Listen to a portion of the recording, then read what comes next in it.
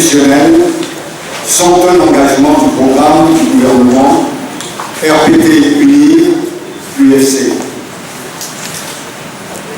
Le lundi 30 juin 2014,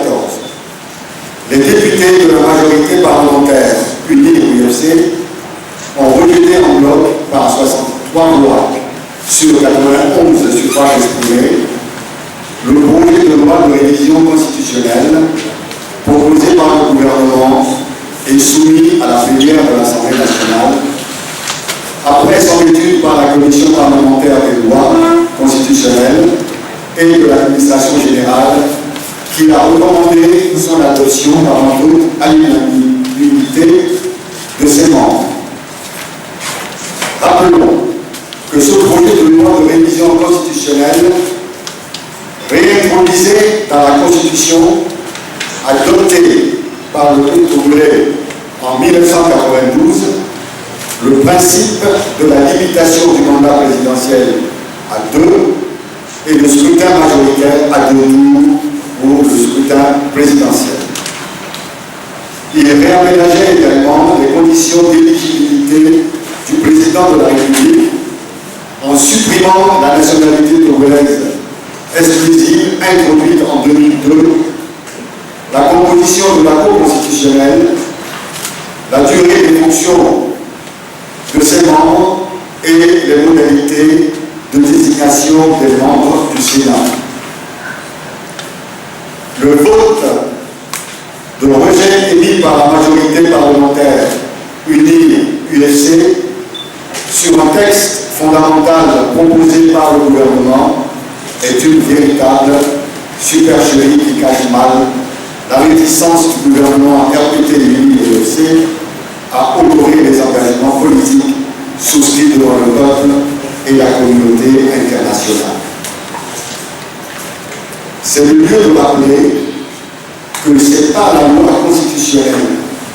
du 31 décembre 2002 que l'Assemblée monocolore RPT d'alors avait procédé à une révision unilatérale de la Constitution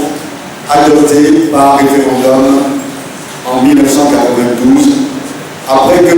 toute la classe politique, y compris le RPT, a appelé les électeurs à la voter massivement. La révision constitutionnelle de 2002 a donc été un élément d'aggravation de la non-crise politique togolaise. En effet, si la Constitution de 1992 n'avait pas été révisée, le général Nassibé Eyadema ne se serait pas présenté en 2003 pour un nouveau mandat présidentiel et sa succession aurait été assurée de son vivant. Ce qui aurait sans doute épargné au peuple togolais les tueries au lendemain de l'élection présidentielle de 2005. L'APG, accord politique global du 20 août 2006, a donc constitué une ordre politique négociée entre le gouvernement et la classe politique entière pour sortir définitivement de la crise politique togolaise. C'est la raison pour laquelle il a été réservé dans l'APG un chapitre 3 consacré à la poursuite des réformes constitutionnelles et institutionnelles nécessaires à la consolidation de la démocratie, de l'état de droit et de la bonne gouvernance, et mis à la charge du gouvernement un point 3.2 sur les révisions constitutionnelles relatives notamment au régime politique, à la nomination et aux prérogatives du Premier ministre, aux conditions d'éligibilité du président de la République, à la durée et à la limitation du mandat présidentiel, à l'institution d'un Sénat et à la réforme de la Cour constitutionnelle. Les dispositions de l'APG constituent pour chaque gouvernement successif du pouvoir RPT un engagement politique irrévocable qu'il a la responsabilité de faire aboutir. C'est la raison pour laquelle la poursuite des réformes institutionnelles et constitutionnelles ont fait partie des déclarations de politique générale des premiers ministres qui se sont succédés au pouvoir depuis 2006. Le peuple togolais ne peut comprendre. La communauté internationale ne peut comprendre. La classe politique ne peut comprendre qu'un gouvernement qui a obtenu par un vote d'investiture favorable, émis par sa majorité sur un programme de gouvernement, qui comprend les réformes institutionnelles et politiques, ne puisse amener cette majorité à voter effectivement ces réformes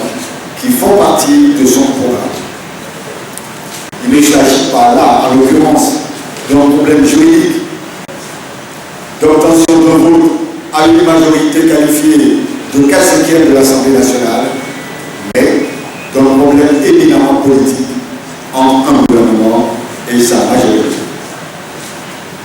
Une manœuvre du gouvernement qui aboutirait au statu quo politique et institutionnel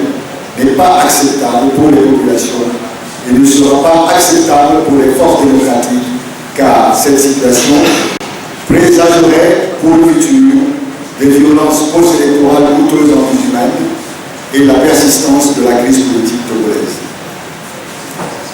Les populations togolaises aspirent au rétablissement des dispositions démocratiques favorables à l'alternance contenues dans la Constitution originelle de 1992 et dont la réintroduction dans notre dispositif institutionnel est recommandée par la Commission Vérité, Justice et Réconciliation. Dans l'intérêt de la paix et de la réconciliation nationale, les populations togolaises appellent les partenaires du Togo, notamment la CEDEAO et le groupe des 5, France, Allemagne, USA, PNUD et UE, à aider le pouvoir exécutif à prendre la juste mesure de ses engagements et à les honorer. Le collectif Sauvons le Togo invite les populations togolaises à la vigilance et à se tenir prêtes pour soutenir massivement toutes les initiatives prochaines des forces démocratiques en vue du respect des engagements souscrits par les partis signataires de l'APG.